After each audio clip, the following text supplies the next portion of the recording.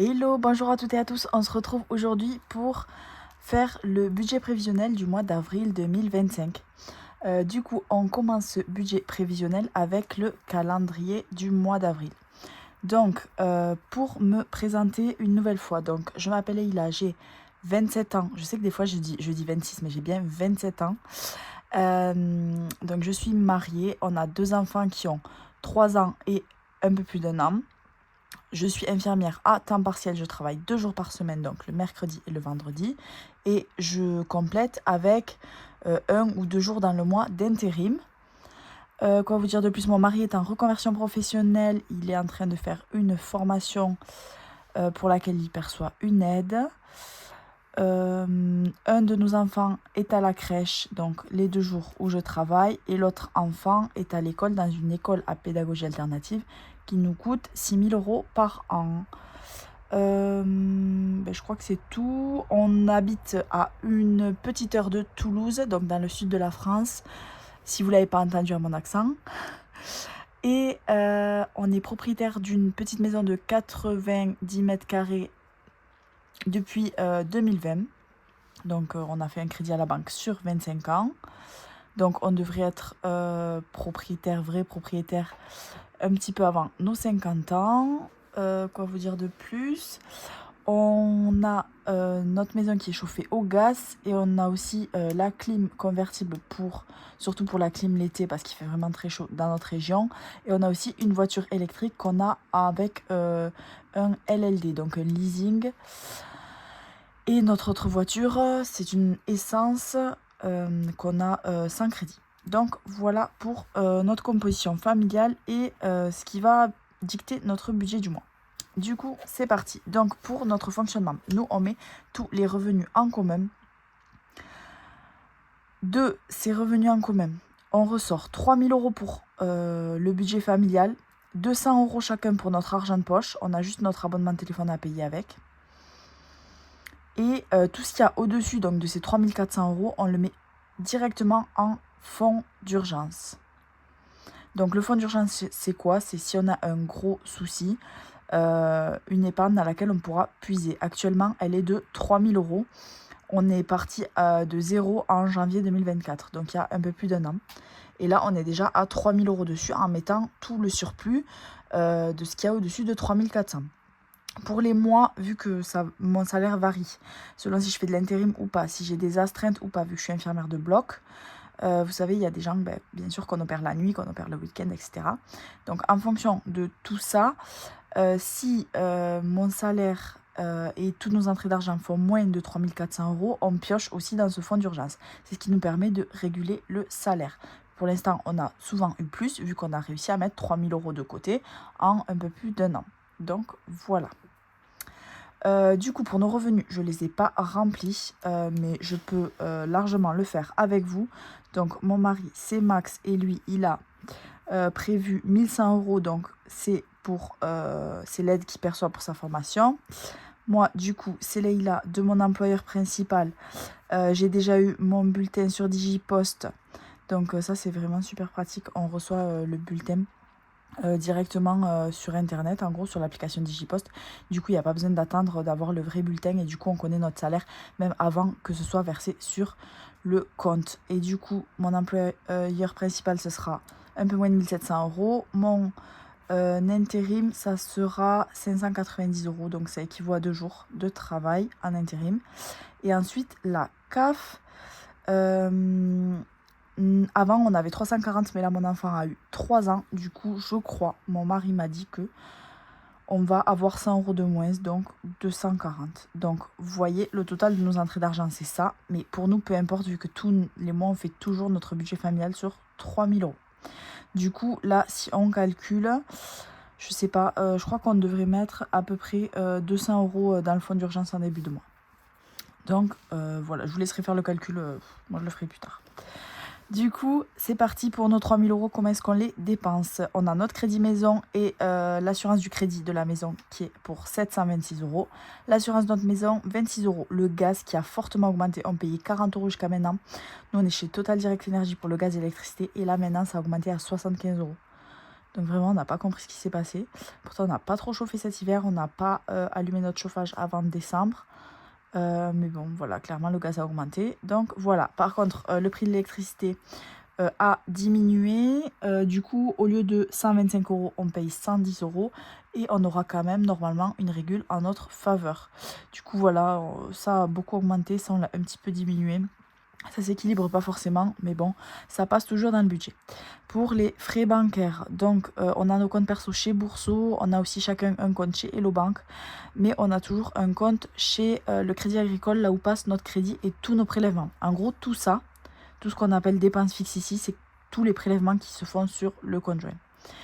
Donc, du coup, pour ça, on a des frais bancaires et on a aussi des assurances décès. Pour la télé, c'est le cloud, 10 €. On paye beaucoup de stockage parce que j'ai 19 000 photos sur mon téléphone. Donc voilà, plus les applications, etc. 10 € par mois. Netflix, 5,99 € je crois.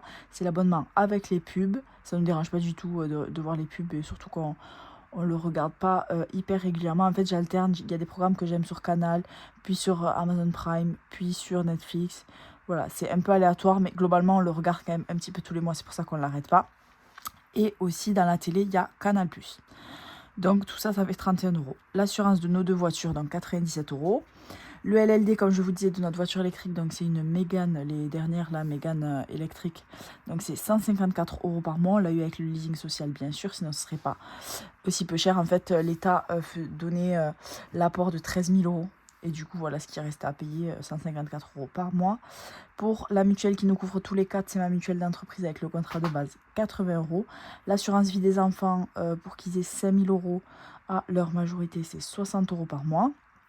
La taxe foncière, donc nous on paye uniquement la taxe foncière liée aux poubelles, vu qu'on est exonéré de taxe foncière, c'est 13 € par mois. Et la crèche, ce mois-ci, ça sera 160 €.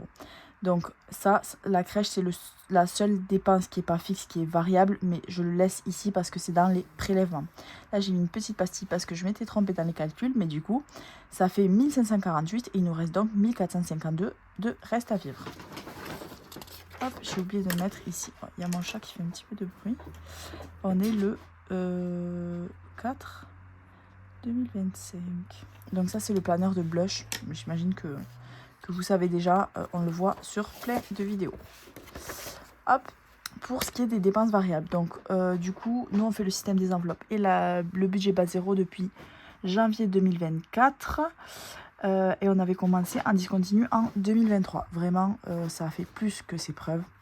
Avant ça, on n'a jamais mis de côté et on était toujours à découvert et on creusait. C'est pour ça que j'ai dit stop et qu'il fallait vraiment qu'on change les choses. Et vraiment, je m'en sentais pas capable. Je me suis dit, je vais tenir 2 mois et ce sera fini. Non, je tiens bien et je suis vraiment super fière de moi. Et de nous, hein. Il y a mon mari aussi qui fait des efforts, mais bon, on va se le dire, la charge mentale du budget, c'est la mienne. Donc voilà. Pour les enveloppes, donc tout ça, c'est nos enveloppes en espèces et tout ça, c'est nos enveloppes virtuelles. D'ailleurs, j'ai oublié de cocher. Donc, pour les enveloppes en espèces, nous, c'est 70 € d'alimentation par semaine. On est végétarien, enfin, on a une alimentation très, très, très végétale. Ça nous arrive d'acheter de la viande, notamment pour les enfants, des conserves de poisson, notamment pour les enfants. Nous, on ne s'interdit pas d'en manger quand on va au resto, donc voilà. 70 € par semaine, plus 30 € pour la semaine 5. La semaine 5, donc ce mois-ci. Donc nous, les courses, c'est le vendredi, donc il y aura 1, 2, 3, 4 semaines de courses. Donc on budgète la prochaine semaine 5 qui sera dans 2 ou 3 mois. 3 mois normalement. Pour extra, c'est s'il manque de l'argent dans une enveloppe, 10 €. L'hygiène, ce sera 20 €. Alors, ce mois-ci, on va avoir pas mal d'achats en plus. On va devoir acheter des savons pour le corps. Donc, c'est un petit peu moins de 10 € le savon. Et hygiène, ça fait hygiène/entretien. On va devoir racheter aussi du savon de Marseille en bloc pour faire de la lessive. Donc voilà pourquoi j'ai mis 20 €. On a déjà de l'argent dans le fonds hygiène, donc ça complétera. Donc voilà pour ça. 10 € dans l'enveloppe santé pour les petits médicaments non remboursés, on ne sait jamais, avec les enfants qui sont malades. Vu qu'on ne fait pas encore super beau. Hein. Là en ce moment ils toussent à fond, donc voilà, on ne sait jamais. Pour le carburant, donc c'est uniquement de notre deuxième voiture dont on se sert seulement mes jours de travail, donc 2 ou 3 fois par semaine, ça dépend. 70 € pour le mois, ça suffit. Pour les couches, on est à 30 €, ce qui revient à 2 gros paquets. Je les achète chez Intermarché. Franchement, je trouve que c'est un super rapport qualité-prix. Donc voilà pour ça. Donc j'ai seulement mon petit qui met des couches tout le temps et ma grande qui met des couches la nuit.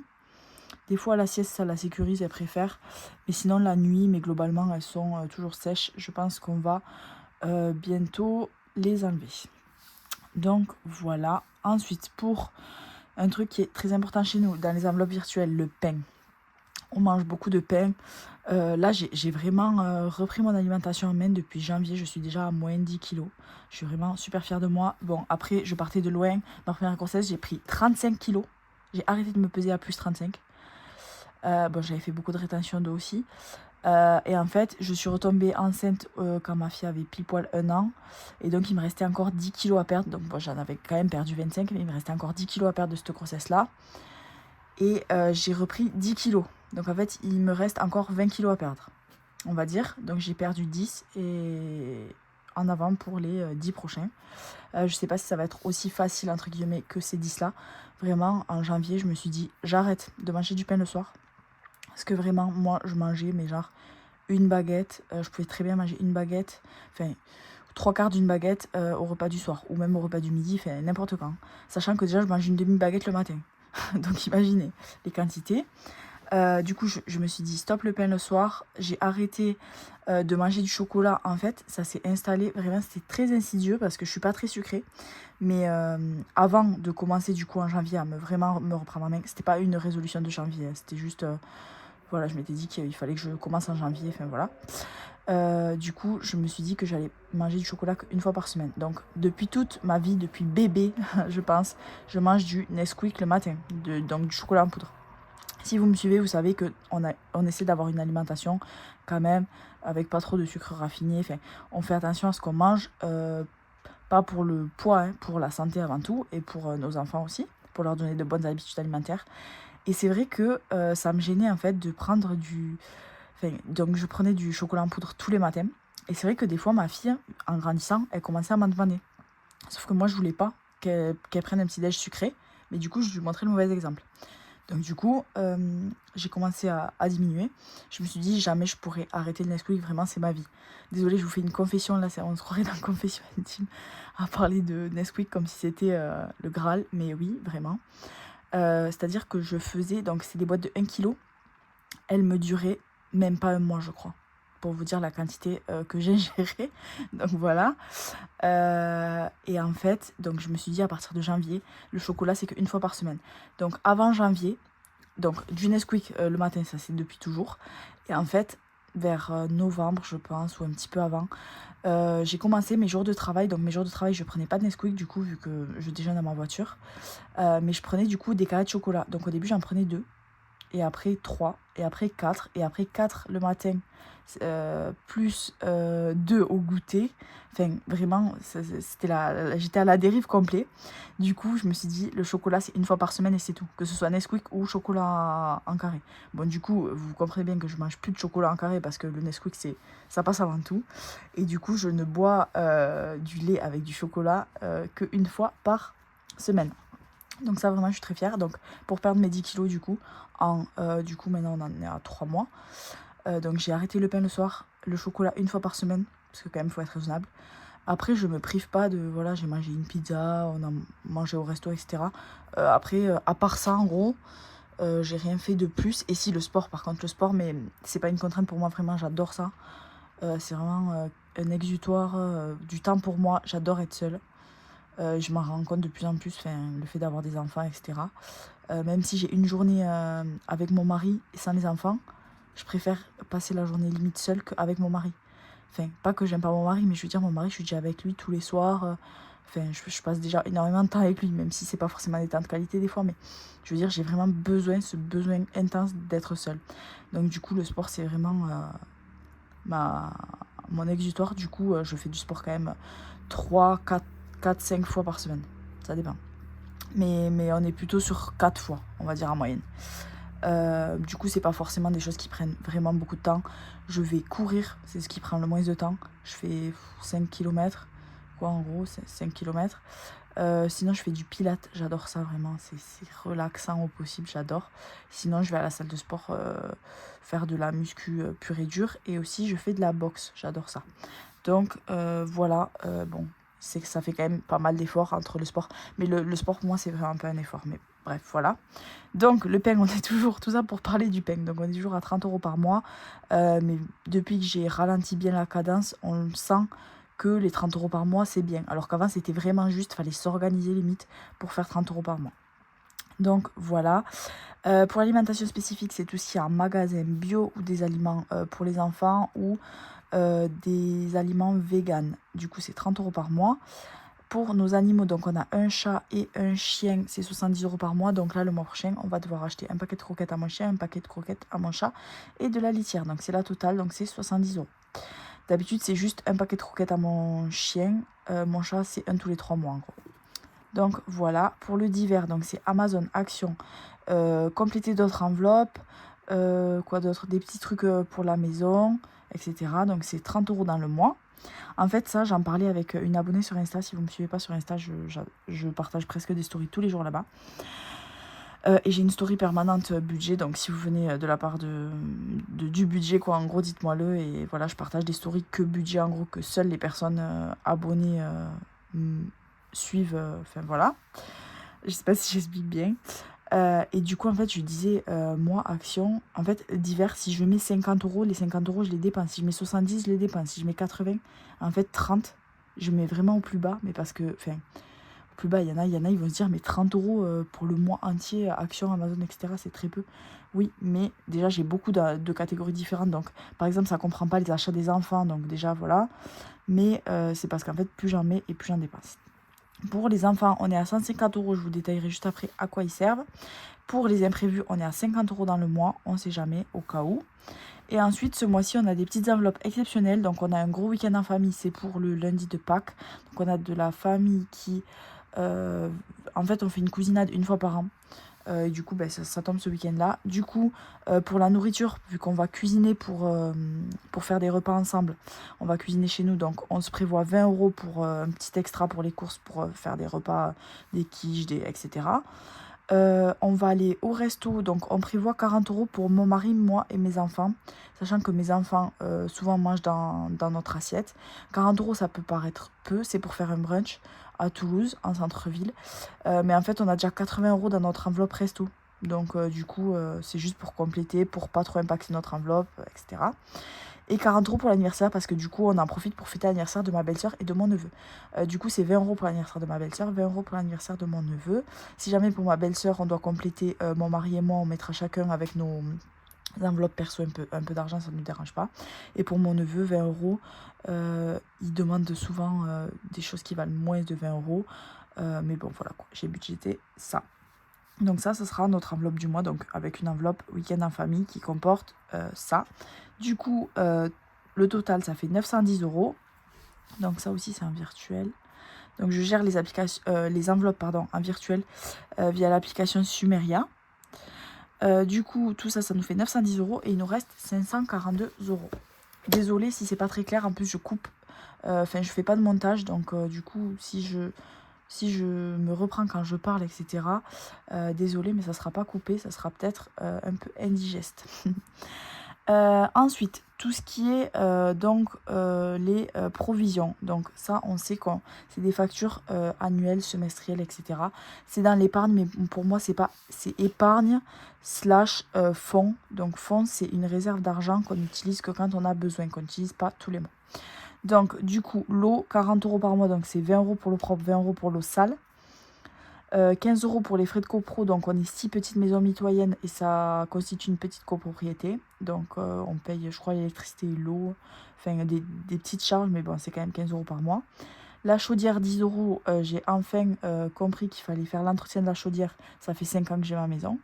Voilà, donc je commence à le budgéter, enfin j'espère bien le budgéter assez rapidement pour faire l'entretien. Et Amazon, 6 € qu'on paye une fois dans l'année, je crois que c'est en octobre. Ensuite, donc ça c'est des provisions de charges en gros, et ça c'est les prévisions. Donc on sait que on fait une enveloppe pour la fin du LLD parce que quand on va rendre notre voiture en leasing, si elle a des problèmes de carrosserie ou qu'on a dépassé les kilomètres, il faudra qu'on paye. Donc on met 50 € par mois, sachant que notre contrat il prévoit 13 000 km par an, que ça fait 7 mois qu'on l'a et qu'on a déjà fait 15 000. Donc autant vous dire qu'on va bien dépasser. Je ne sais même pas si les 50 € par mois vont être assez, sachant qu'on la garde 3 ans. Donc 50 € par mois fois 3 ans, ça fait... je sais pas, je sais pas compter, mais bon bref, je sais pas si ça fera assez. Faudra vraiment qu'on se le recalcule au fur et à mesure. Pour la scolarité de notre enfant, on met 290 € par mois. Donc comme je vous ai dit, c'est 6 000 € par an. On l'a découpé entre des mensualités où on met de l'argent de côté et entre des défis, entre des entrées exceptionnelles comme des primes au travail, comme des primes de parrainage bourseau quand mon mari a ouvert son compte, avec des petites choses comme ça. Donc ça fait 290 € par mois. Pour le sport des enfants, pour l'année prochaine, donc pour septembre 2025, on met 20 € par mois. Pour Noël, on met 30 € par mois. Et pour nos anniversaires à nous 4, donc mes 2 enfants et mon mari, on met 20 € par mois. Ah, donc, si on rajoute tout ça, ça nous fait 481 € et il nous reste seulement 61 € pour placer dans nos épargnes, fonds. Donc c'est allé très vite. J'ai mis 10 € dans le fonds de secours, 20 € dans la maison parce qu'on a quand même pas mal de choses à racheter. À l'entrée, vu qu'on a un chien, on achète des rouleaux de moquette. Donc c'est plusieurs mètres de moquette. Et en fait, on la découpe de la taille de notre entrée. Comme ça, en fait, notre entrée, vous voyez, si ça représente ça, la porte d'entrée. On découpe la moquette pour qu'en fait ça fasse quand même paillasson XXL. Ça coûte quand même moins cher qu'un paillasson. Et vu que notre chien, c'est un gros chien, hein, il fait 55 kg, donc il l'abîme en courant dessus, etc. Et au moins on peut le changer tous les 3 mois, on va dire. Donc voilà, il faut qu'on rachète un rouleau de moquette. Donc 20 € dans la maison, 31 € dans les vacances, vu qu'on est parti en vacances en mars et qu'on a bien vidé l'enveloppe. Donc voilà pour mon budget. Pour le petit zoom sur le budget des kids, donc c'est 150 € pour le mois qui se découpe en... donc là d'habitude je marque kids. Hop. Qui se découpe en 40 € en virtuel, 10 € en espèces pour les deux. En fait, avant j'avais une enveloppe pour un enfant, mettons là j'aurais mis 20 € pour un enfant, 20 € pour l'autre. En fait, je me rends compte qu'il y a des mois où il y en a un où on a besoin de 30 et que l'autre on a besoin de 0. Donc je vais essayer de reprendre une enveloppe pour les deux. Donc 40 € en virtuel et 10 € en espèces. Avant je mettais moitié-moitié pour l'espèce parce que j'allais faire des vides-greniers le dimanche, sauf que mon mari s'est inscrit à un club de trail. Il va courir tous les dimanches matins et je ne peux plus aller au vide-grenier. Du coup, ça me fait des économies, oui et non, parce que du coup, je passe un peu à côté de bonnes affaires, mais du coup, j'ai besoin de moins d'espèces. Donc ça permet de payer si on a besoin d'un chapeau parce qu'on a une sortie qui fait soleil et qu'on n'a pas prévu, ou enfin des petits trucs d'appoint quoi qu'on n'a pas anticipé. Et aussi les sorties, vu qu'il y a les vacances scolaires en avril. Du coup, j'aimerais bien faire un petit voyage en cyclotourisme. Je sais pas si ça va être envisageable ou pas. C'est-à-dire faire, mettons, 30 km à vélo, dormir quelque part, refaire 30 km à vélo, dormir quelque part, et refaire 30 km à vélo et rentrer chez nous. Donc, du coup, ça pourrait servir à ça. Si on fait des petites sorties sur place, si on a des petits trucs à payer. Pour les enfants, hein, bien sûr, genre style on va dans une ferme faire une sortie, on va dans un parc indoor, etc., etc. Et ensuite, pour les fonds, donc ça fait 50 €, donc il reste 100 € à mettre dans les fonds pour les enfants. Donc le fonds chaussures 30 €, le fonds pour les soldes 40 € et le fonds pour une chaise que j'inaugure aujourd'hui, 30 €. Donc mon enfant qui a 15 mois veut plus trop aller dans une chaise haute un peu classique. Et ma fille a une chaise qui se règle, un peu plus de grand on va dire. Et du coup on aimerait bien lui en acheter une. Elle coûte 80 €, mon mari m'a dit. Du coup je pense qu'on va le faire assez rapidement, en quelques mois quoi. Là on budget 30 €, on fera avec les économies de mars, avec les économies d'avril. J'espère que d'ici juin on l'aura. Donc voilà pour les kids. Donc là vous avez vu tout mon budget familial, donc mes 3 000 €, comment est-ce qu'ils sont répartis. Et ensuite je vous montre ma petite partie de mon compte perso. Donc mes 200 € à moi, qu'est-ce que j'en fais? hop, donc j'ai un compte Bourseau, comme je vous disais, où j'ai 47 € de prélèvement, donc je laisse 50 € dessus. J'ai un compte Hello Bank qui constitue mon enveloppe carte bancaire où je mets 40 €. Donc en gros, c'est mes dépenses du mois. Si j'ai besoin de m'acheter quoi que ce soit, je fais en priorité avec ça. Une fois que ça, j'ai plus rien, j'ai mes enveloppes, qui sont plus des enveloppes de fonds ou des enveloppes perpétuelles. Donc j'ai une enveloppe cadeau où je rajoute 30 €. Donc ça, c'est ce que j'ai déjà dedans. Donc ça me fera 140 €. Donc en fait, sur mes 200 €, donc il y a 50 € ici, 40 € ici, et du coup 110 € ici. Donc 110 €, donc 140 € en tout dans l'enveloppe cadeau. Sport, je rajoute 20 €, j'ai 40 €, donc ça me fera 60. Beauté, je rajoute 10 €, ça me fera 50, sachant que beauté, non mais c'est la débandade.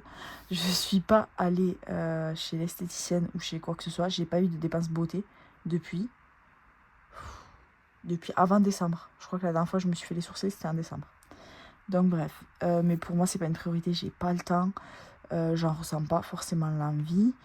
Et j'ai d'autres priorités en fait. Quand j'ai le temps, je préfère faire du sport, faire du ménage, du linge, etc. Enfin, c'est pas que je préfère, c'est que j'ai pas trop le choix, mais c'est pas une priorité pour moi. Donc voilà, j'ai mis 10 € quand même parce que je me dis le jour où j'aurai besoin d'aller chez le coiffeur ou quoi que ce soit, je les aurai. Pour le téléphone, donc mon objectif c'est si je casse mon téléphone de pouvoir m'en racheter un. Donc j'ai 160 €, je rajoute 10 €. Pour le resto, je sais pas combien j'ai exactement, je crois que j'ai une trentaine d'euros.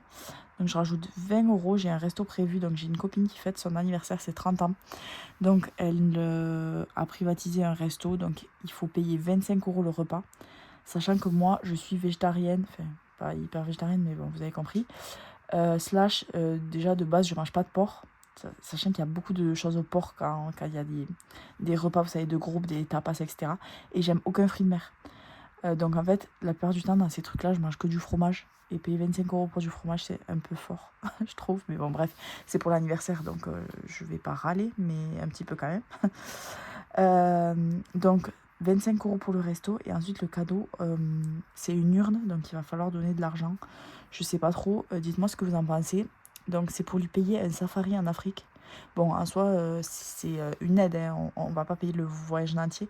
Je crois qu'on est une cinquantaine hein, à son anniversaire quand même. Elle a une très très grande famille et une très grande belle famille. Et après, bon, ses amis. Du coup, je sais pas trop combien donner. Je pensais donner 50 €. En fait, j'hésite entre 50 ou 80 parce que je me dis quand même c'est 30 ans. Ou sinon, je me suis dit 50 et un petit cadeau à côté. Je sais pas trop. Dites-moi ce que vous en pensez. 50, je trouve que c'est une belle somme quand même déjà. Je sais pas trop. Sachant que déjà le repas c'est 25 €. Bon, même si ça compte pas dans. Je vais pas le prendre dans l'enveloppe cadeau, je vais le prendre dans l'enveloppe resto, mais bon, bref. 10 € pour la scolarité de mes enfants, où je mets un petit peu moi aussi d'argent de côté avec mon enveloppe perso.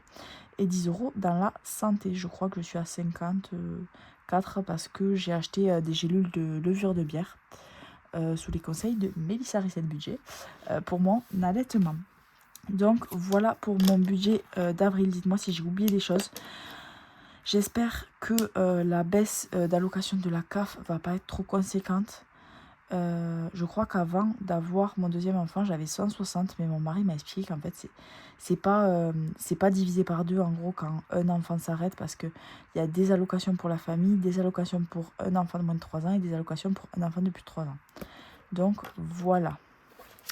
Hop, allez, je vous laisse. J'ai pas fait mes objectifs mensuels parce que franchement, ce mois-ci, niveau budget, j'en ai pas forcément. À part ne pas être à découvert. Mais bon, ça fait 1 an et demi que je l'ai pas été. Donc, c'est pas demain que ça va arriver. Sachant qu'en plus, on a 3000 € dans le fonds d'urgence. Franchement, j'ai pas de vrai objectif. Et c'est pas grave. Allez, je vous dis à bientôt. Et n'hésitez pas à me donner vos avis, comme d'hab, vos remarques, etc. Et à vous abonner. Mais bon, normalement, si vous êtes resté jusqu'à la fin, c'est que vous êtes déjà abonné. Allez, bisous!